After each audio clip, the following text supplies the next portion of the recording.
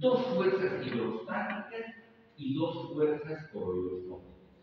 En primer lugar, vamos a poner aquí la presión capilar. Quiere decir la presión que existe en el interior del capilar. Obviamente, todas las presiones medimos en milímetros de mercurio. La presión capilar tiende a sacar líquido. Bota. Es como cuando tenemos una manguera. En el jardín hay un hoyo, prendemos la pila y va a salir, porque hay mayor presión dentro de la manguera. La otra es presión atmosférica, ¿no? La presión capilar. Y luego tenemos aquí la presión de líquido intersticial. La presión de líquido intersticial. Pero esta presión de líquido intersticial en la totalidad del organismo tiene una característica. ¿Quién me puede decir cuál es esa característica? Porque ¿qué es lo que por lógica nos diría esta presión de líquido intersticial? ¿Hacia dónde dirigiría su fuerza? ¿Ah? Al interior del capilar. Eso es absolutamente lógico. Pero no es así. No es así. Porque la presión de líquido intersticial es negativa. ¿Qué significa que es? Destrucción. El razonamiento es excelente de usted, pero al ser una presión negativa, genera una presión de succión, de aspiración. ¿Ya? Luego tenemos las presiones coroidosmóticas. Lo voy a hacer con verde. ¿Ya? Y vamos a ver en primer término la presión coroidosmótica del plasma.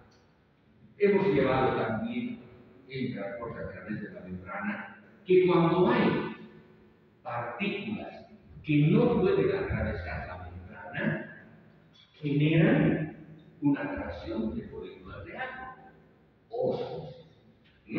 Y la magnitud del desplazamiento depende de su concentración molar. No depende de la masa, depende del número. Estamos aplicando eso. Por lo tanto, la presión coroidosmótica aquí va a tender a desplazar el líquido. ¿En qué sentido?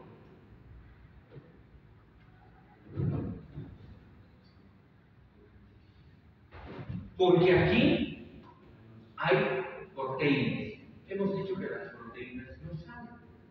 Las proteínas no salen. Por lo tanto, jalan el agua. ¿Con qué magnitud? Después vamos a ver, aquí lo pongo en el área, 28 milímetros de mercurio. ¿Ya? Pero vamos a ver que esos 28 milímetros de mercurio no dependen esencialmente de las proteínas, sino, vamos a ver que un 19%, o 19 milímetros de mercurio dependen de las proteínas, y 9, porque nos va a dar 9, 18, 9, depende del efecto de Doppler. ¿Qué es el efecto de Doppler? Es que las proteínas que están cargadas negativamente atraen iones positivos, en especial iones de sodio y algo de iones de potasio. No los dejan salir y por lo tanto se suman como partículas osmóticamente activas. Les decía que depende fundamentalmente de las proteínas, ¿no ven? Y depende del número, no de la masa. La albúmina es la más pequeñita, 69.000 peso molecular. Le siguen las globulinas, con 140, 150.000, porque hay varias. Y por último tenemos, obviamente, el fibrinogen grande, 400.000. Por lo tanto, la mayor parte, 21 puntos al 8 que ves, depende de la luna. 0,3 depende del cilindro y el resto de las glándulas en su formación. ¿Ya? Ahora, así como hay como una presión coloidosmótica en el plasma, también tiene que existir una presión coloidosmótica del líquido intersticial. Aquí está, presión coloidosmótica del líquido intersticial, que está dado fundamentalmente por las proteínas existentes. Porque el líquido intersticial tiene proteínas. Y hemos visto que esas proteínas vienen a través de los mecanismos de transporte endocitosis y transitosis. Por lo tanto, esta es una fuerza que tiende a sacar líquido. ¿Ya? Que salga líquido o que entre líquido depende del equilibrio de estas fuerzas. Por lo tanto, veremos qué pasa en el extremo arterial del capilar. En el extremo arterial del capilar vamos a ver quiénes sacan líquido, porque tiene que haber una correlación de fuerza. La presión capilar aquí es de 30 milímetros de mercurio. No 30, 35 milímetros de mercurio, lo toma como promedio 30 para estos casos. Entonces decimos, hacia afuera, la presión capilar, ¿con cuánto? 30 milímetros de mercurio. La presión del líquido intersticial es negativa. Chupa, ¿cuánto? 3 milímetros de mercurio. Presión hidrostática del líquido intersticial. Y la del plasma, la presión coloidosmótica del plasma, es de 8 milímetros de mercurio. Presión coloidosmótica del líquido intersticial. Líquido intersticial, 8 milímetros de mercurio. Porque tomamos como un valor promedio que el líquido intersticial tiene 3 gramos de proteína por 100 ml. El plasma tiene en promedio 7.3 gramos de proteína por 100 ml. Por eso que este tiene 28 y por esto que tiene 8. Entonces voy a sumar 38, 39, 40, 41, ¿no ven? 38, 41, siempre en milímetros de mercurio. 41 milímetros de mercurio que tiende a sacar líquido. Pero ¿quién le dice no? Solo hay uno que le dice no. La presión coloidosmótica del plasma. Entonces, debo restar menos 28 milímetros de mercurio de la presión coloidosmótica del plasma.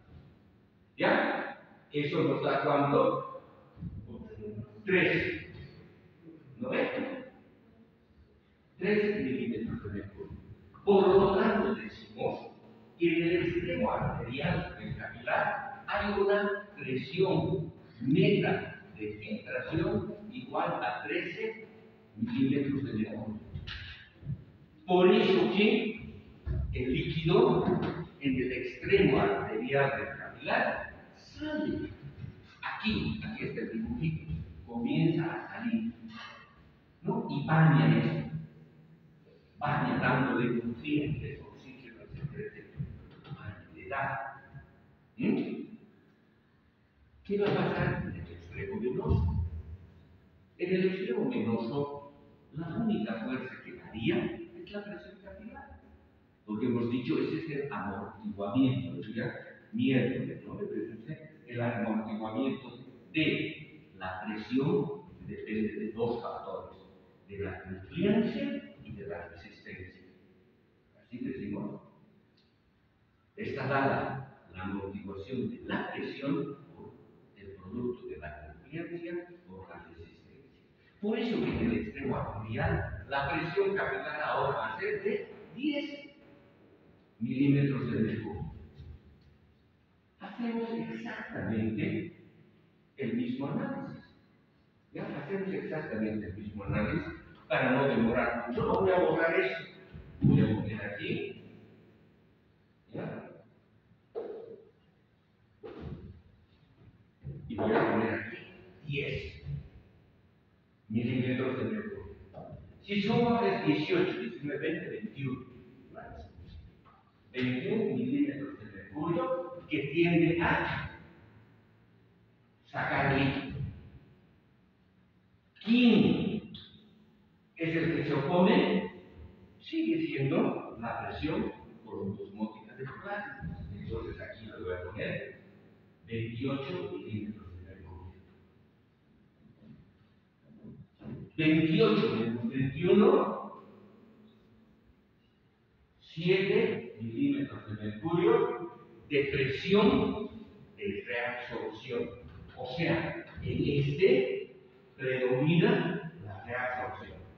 Aquí, 7 milímetros de mercurio. ¿Ya? 7 milímetros de mercurio de fuerza para que entre, después de haber bañado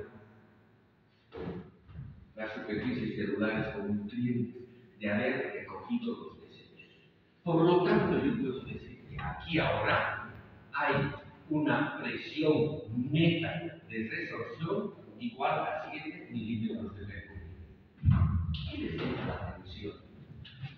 ¿No debería ser igual esto con esto? Debería, ¿no ven?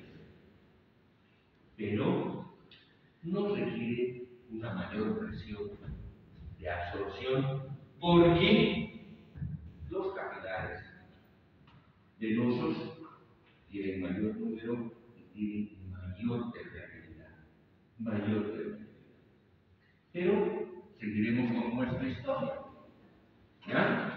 De una cantidad X que se haya filtrado aquí, solo 9 décimas partes pasan.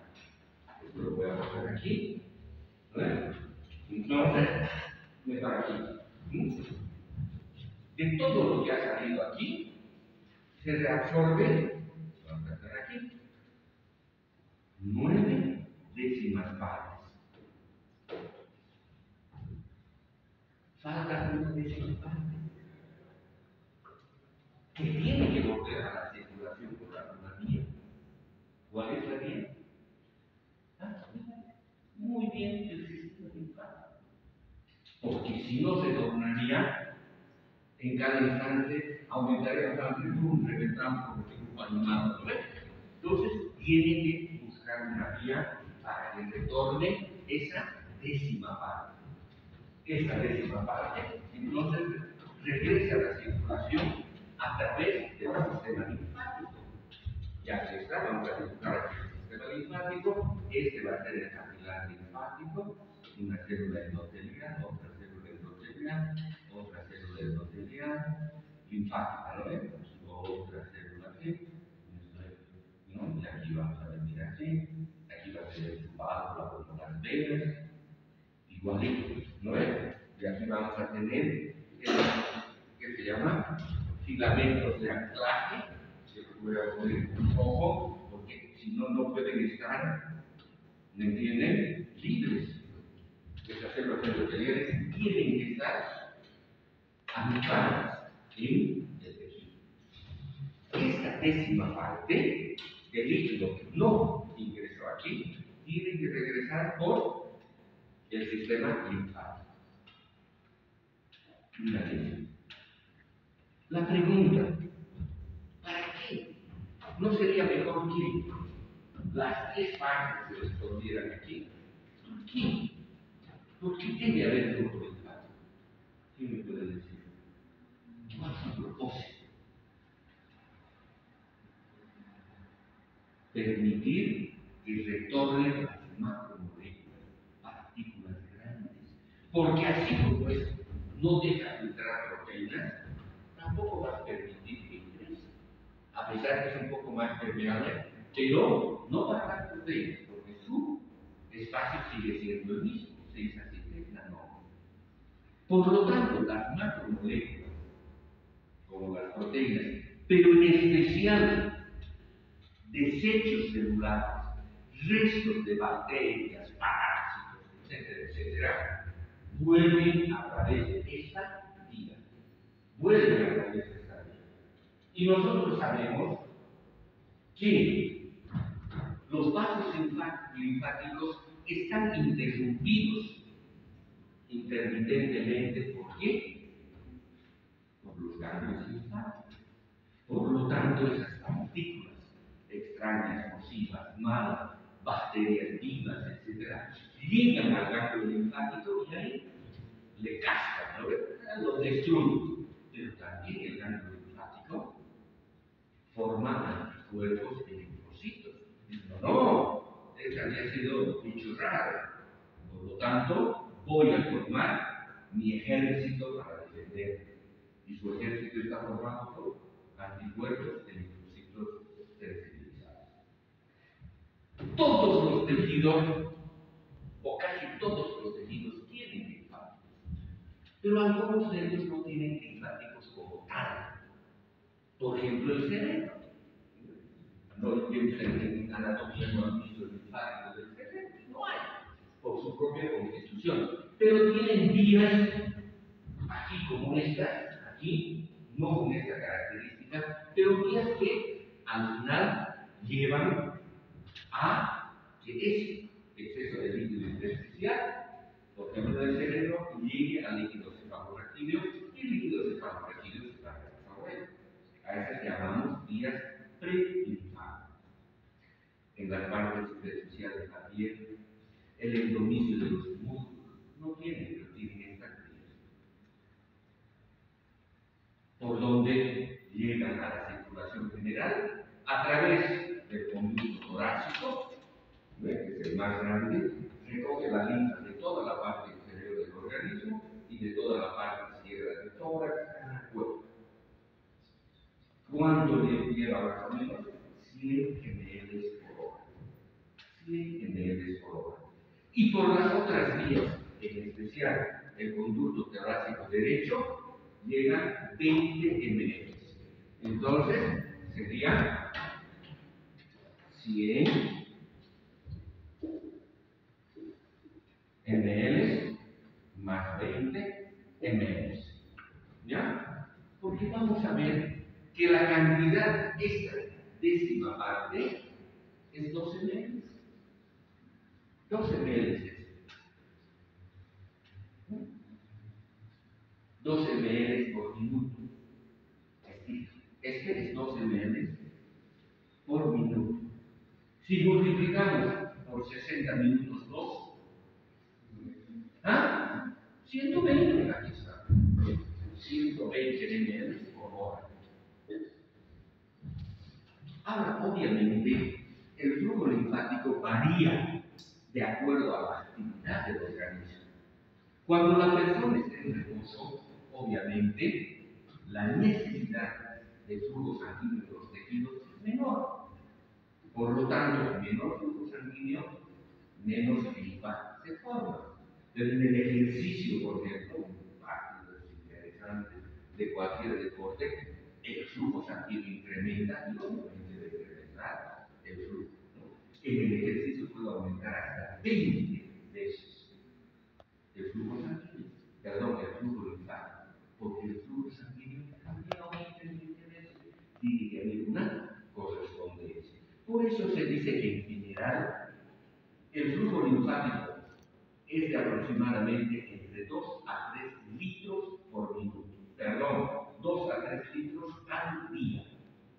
Puede variar. Porque ahí está haciendo ejercicio, no está haciendo ejercicio.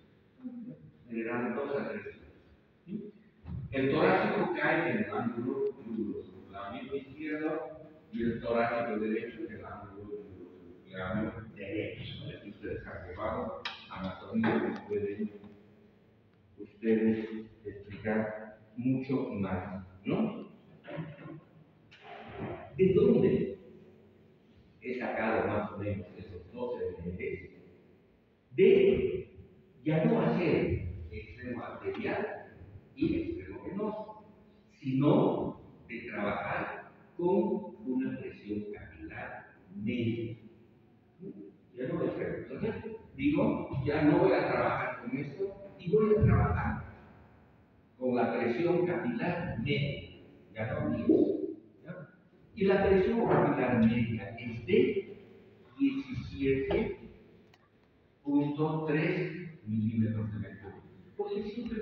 dicho que el capilar puede variar en su flujo, en su transferencia, en la velocidad, obviamente del flujo sanguíneo, cuando está cerrado o cuando está abierto.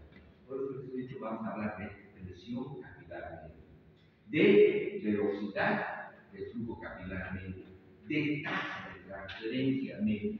Y eso lo tengo usando, obviamente, la presión capilar media, porque es la única que tiene dos valores, 30 y 10. ¿Cuál es el promedio? Es ese. Entonces yo puedo tranquilamente decir 17.3 de presión hacia afuera. Este sigue siendo los 3 y este sigue siendo 8. ¿Sumo cuánto es eso? 10, 28.3. 28.3 milímetros de mercurio de presión para sacar líquido. ¿Quién se opone? Nuevamente la 28. Y decimos 28.0 menos 28.3 es igual a 0,3 milímetros de mercurio de presión neta de filtración media. Quiere decir que en realidad no hay un equilibrio per se, es casi un equilibrio. Son 3 milímetros, 0,3 milímetros de mercurio que le dicen que salga un poco más. Y esos 0,3 milímetros nos permite que salga igual 2 ml por minuto. ¿Ya? Pero nosotros queremos sacar un coeficiente de transferencia. ¿Y cómo lo vamos a hacer? Haciendo una regla de 3 simple, porque no es bueno decir por 0,3 milímetros de mercurio salen 2 ml. ¿No ven? Usamos el valor referido a 1 milímetro de mercurio. Y hacemos una regla de 3, ¿no ven? En 0,3 milímetros sale 2 ml por minuto. En 1 milímetro de mercurio saldrá X. Eso por eso, todo. ¿Y cuánto me da? 6.67 ml por milímetro de mercurio. ¿Ya? Ese sería el coeficiente. Esto ya va a ser el coeficiente de filtración. El coeficiente de filtración es cuántos ml salen por minuto para 1 milímetro de mercurio de presión. Pero este coeficiente que estoy mencionando aquí es un coeficiente promedio. Va a haber tejidos que tengan coeficientes menores, por ejemplo el cerebro, el músculo, pero también van a haber tejidos que tengan un mayor coeficiente, por ejemplo el intestino, el hígado, y ad extremo, por ejemplo, el coeficiente del riñón, del capilar renal, porque hemos visto que es 500 veces más permeable al agua que el resto de nuestros tejidos. A eso se llama el coeficiente de filtración. Una característica importante de este capilar linfático, una característica es que también puede actuar como una bomba capilar, de la misma manera que actúa el sistema venoso. Hay una bomba venosa. Voy a dibujar aquí un linfático. También tiene igualito que las venas, ¿no? Que siempre están las valvas divididas de manera centrípeta. Y cada segmento del linfático actúa como una bomba separada. ¿Ya? Si se llena esto, del linfático, se distiende un poquito y sabemos que el mayor estímulo para la contracción del músculo liso es la distensión. Es el mayor estímulo. Entonces, esto se distiende, aumenta la presión, esta válvula obviamente se va a cerrar. Y la linfa va a ir aquí. ¿No? Este se va a distender y así sucesivamente. Y produce una presión muy importante. Es decir, a ver cuánto será. Entre 50 y 100 milímetros de mercurio mercurio y de presión se puede producir a nivel del conducto torácico. ¿Ve? 50 a 100 es alto. Pero además, el capilar linfático también actúa como bomba, porque estas células endoteliales linfáticas tienen fibras musculares lisas, pero además la propia tiene fibras de actomiosina. No son fibras musculares, sino son filamentos de actomiosina que tienen esa característica de ser contráctiles. Por lo tanto, si se llenan aquí de linfa, se distiende y automáticamente se contrae. Fíjense, este es un mecanismo que permite drenar continua y permanentemente este exceso de líquido, esa décima parte. Cuanto mayor cantidad de líquido, es obvio, mayor la tendencia a ingresar, porque va a ser mayor la presión. Y si ven que he dibujado aquí, solapadas, una encima de otra, ¿no ven? Porque cuando aumenta la presión del líquido intersticial, es porque hay mucho líquido, ¿no? Aumento del volumen líquido genera aumento de la presión del líquido intersticial. Este aumento del líquido intersticial promueve el ingreso, ¿no ven? De la linfa aquí. Y se distiende y se contrae. Bomba capilar linfática. Les decía que este sistema linfático es muy importante para retirar las proteínas del espacio intersticial. Porque continuamente o la célula está eliminando proteínas o del capilar pasan por los mecanismos de transitosis.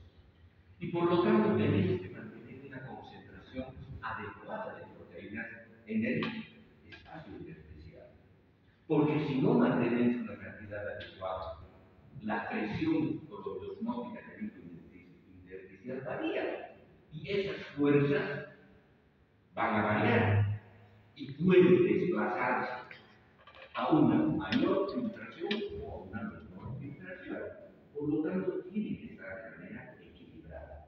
Entonces, es fácil comprender que la composición proteica de la linfa depende de la concentración proteica del espacio intersticial. Por ejemplo, en músculos, etcétera, y celular subcutáneo, en promedio más o menos es de 2 gramos por decilitro. Todos sabemos que la linfa va a ser de 2 gramos por decilitro, lo que sale de los extremidades. En el tracto digestivo, la concentración de proteínas está alrededor de 4 gramos por decilitro. Entonces, la linfa que tiene el tracto digestivo va a tener 4. La linfa que tiene del hígado, que es la que tiene más proteínas, va a tener 6 gramos por decilitro de concentración, casi un poquito menos que la del plasma, que es 7,3. Por tanto, como abundoso torácico es el que recoge de hígado y de tracto digestivo y llega al conducto torácico, la concentración de proteínas es entre 3 a 5% de la linfa que acarrea el conducto torácico. ¿Ya? Entonces, siempre pensamos que va a tener una concentración la linfa dependiendo de dónde proviene. Y otra característica muy importante de la linfa en el territorio gastrointestinal, que es la vía por la cual se absorben las grasas. Es a través de los linfáticos del tracto digestivo que se absorben las grasas. Tan así es que después de un alimento rico en grasas, la concentración de líquidos puede ser hasta de 2% a 1 a 2% de la concentración de los líquidos, ¿no? Bien.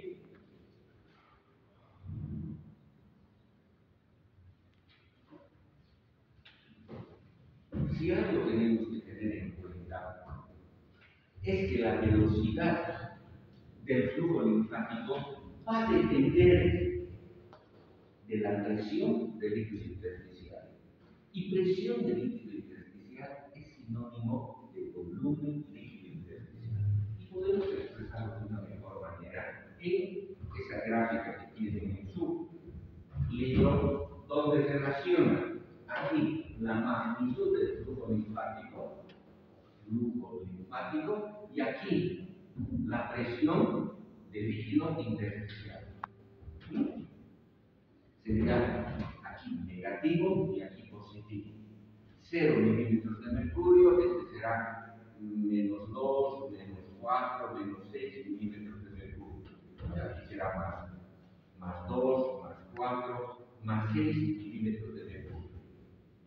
Aquí vamos a poner la unidad del flujo linfático, ¿no? Ya no da mi marcador verde, lo voy a hacer con azul. Mientras esté la presión del líquido intersticial, que es esta presión líquido intersticial, en el rango de la negatividad, ¿ya?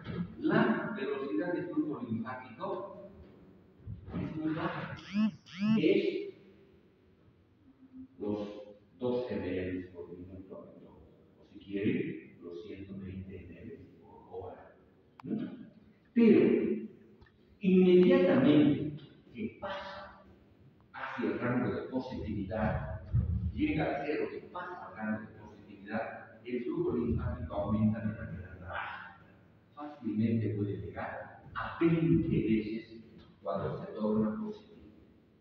¿Cuándo se va a tornar positivo? Cuando haya mucho líquido aquí. ¿O no? Es obvio. Si hay mucho líquido aquí, aumenta la presión.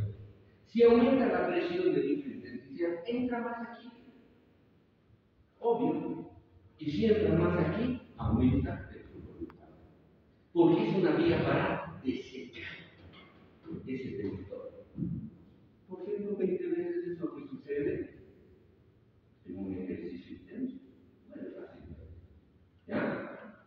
Por lo tanto, quien va a aumentar el flujo linfático son todos los factores que promuevan una mayor filtración. Aquí.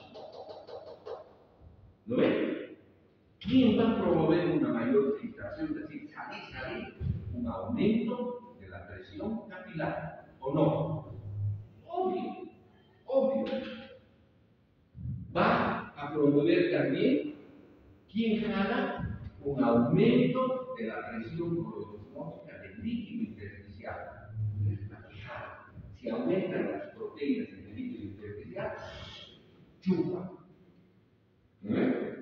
Luego, ¿cuál será la otra? Una disminución de la presión coloidosmótica del plasma. Ya no son 28 que le faltan, es menos. Y el otro sería aumento de la permeabilidad capilar. Estos capilares se puede ver, sus poros se dilatan. Generalmente se ocurre en los procesos inflamatorios. ¿Lo ven? En el proceso inflamatorio, por los mediadores de la inflamación, histamina, penicilina, prostaglandinas, etc., estos poros de la membrana se ensanchan. ¿Para qué? Para que lleguen más defensas. Pasen los neutrófilos, los monocitos para convertirse en macrófagos, lleguen más elementos reparadores, glucosa, aminoácidos, ácidos grasos, etc. Y por eso se produce edema. Se produce edema porque la cantidad de líquido que está entrando ya no puede ser eliminado por el sistema linfático. El sistema linfático podría ser tal vez unas 30 veces más el flujo. 30 veces más el flujo, pero después llega a una meseta. Por más que aumente la presión del líquido intersticial, ya no aumenta el flujo. Y eso se debe a que el aumento de la presión, aquí aumento, comprime a los vasos linfáticos, a los capilares linfáticos, los colapsa. Aumenta, obviamente va a aumentar la tendencia que entre aquí, pero también aumenta la presión de oclusión Por eso que el flujo linfático adopta una meseta. Bien, y por último vamos a ver que el sistema linfático tiene un papel muy importante en regular la concentración de las proteínas en el líquido intersticial. Y por un mecanismo que ya lo hemos mencionado en varias oportunidades en esta exposición, pero tal vez un poco disgregado. Por lo tanto, aquí ahora lo vamos a agregar, lo vamos a consolidar. ¿En qué? ¿Cómo trabaja regulando concentración de proteínas, volumen líquido intersticial y presión del líquido intersticial? Supongan que por X o Z motivo aumenta las proteínas de aquí. ¿Lo ven? Aumenta la concentración de proteínas. Esa presión polodosmótica del plasma es una fuerza que tiende a aspirar líquido, ¿no ven? Hace, aquí está, presión polodosmótica del líquido intersticial. ¿No? Tiende a jalar. Por lo tanto, esas partículas osmóticamente activas, ¿no? Esas partículas osmóticamente activas, para que no se confundan, esas partículas osmóticamente activas atraen agua. ¿Sí? Capilar. Por lo tanto, estas son partículas osmóticamente activas. Entonces, el agua sale más. Si sale más agua, ¿qué va a aumentar? El volumen del líquido intersticial. Si aumenta el volumen del líquido intersticial, aumenta la presión del líquido intersticial. Si aumenta la presión del líquido intersticial, aumenta el flujo linfático. Y si aumenta el flujo linfático, estas proteínas se tienen aquí. Por lo tanto, disminuye la concentración de proteínas, disminuye la extracción de agua, disminuye el volumen líquido y disminuye la presión del líquido intersticial y volvemos a la normalidad. Esto tiene que pensar que va a ocurrir en todos los tejidos del organismo, en todos los tejidos, ¿no? No solo en este ejemplo que es fundamental en el tejido celular. ¿No? La presión negativa. Estamos viendo que hay una presión negativa del líquido intersticial, menos 3 milímetros de mercurio. Todos los cálculos han sido dirigidos con ese valor, pero puede ser un poquito más, un poquito menos, dependiendo de los diferentes territorios. El concepto de presión negativa del líquido intersticial es que la presión de ese líquido es siempre menor a su entorno. Por ejemplo, en el tejido celular subcutáneo, mi entorno es la presión atmosférica, ¿sí o no? Que es de 0 milímetros de mercurio. Es por eso que el promedio es entre menos 2 a menos 3 milímetros de mercurio. Pero, por ejemplo, a nivel del encéfalo. El encéfalo está rodeado de una cápsula fibrosa y de la carota craneana. Si nosotros medimos la presión del líquido cefalorraquídeo, que es el desechable del espacio subaracnoideo, medimos la presión de ese líquido, nos va a dar más.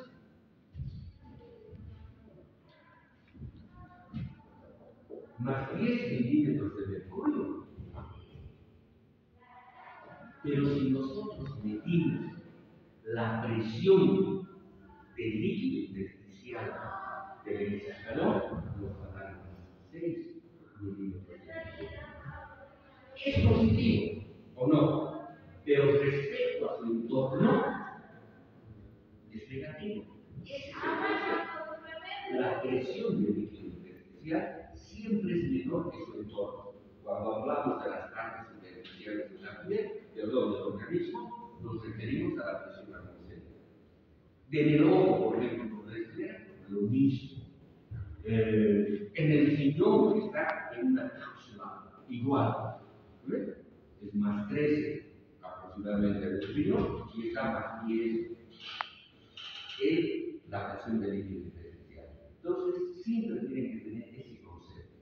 La presión de líquido intersticial siempre es menor, entre comillas, más negativa que su entorno. Y es gracias a esta presión negativa del líquido intersticial y obviamente la presencia de fibras colágenas que nuestra estructura orgánica no se desparrama. Hay muchos tejidos y muchas áreas que casi no tienen fibras colágenas, fibras de elastina para aglutinar a los tejidos. Un ejemplo clásico, la piel del dorso de la mano. Si ustedes hacen aquí, fíjense, no se desplaza, pero fíjense, se nota o no, se va notando. Esto es gracias a la presión negativa del líquido intersticial. A nivel, por ejemplo, del rostro, tiene mucha lasitud, axila, escroto del varón, tejidos muy laxos, y quien los mantiene juntos es la presión negativa del líquido intersticial. Bien, han visto que no he entrado en gran detalle de cómo se obtienen los valores de estas cuatro fuerzas. Presión capilar, presión del líquido intersticial, presión corriosmótica, etc. ¿Por qué? Hay métodos directos y hay métodos indirectos de obtención. Para mí eso no es un objetivo primario. No voy a gastar media hora en cómo las mechas de algodón, la micropipeta, la balanza. No. Lo que me interesa y me voy a preguntar es eso. ¿No ves? Porque lo otro pongo aquí y me va a salir la fórmula de alimento. Esto. Lo que me interesa es este razonamiento. Porque después la inteligencia artificial no lo va a hacer por ser diferente. Este tiene que ser el cambio de paradigma del proceso educativo. El ser humano tiene que ir a elaborar conocimiento, procesos deductivos y inductivos, etc. Y es un gran desafío para ustedes estudiantes.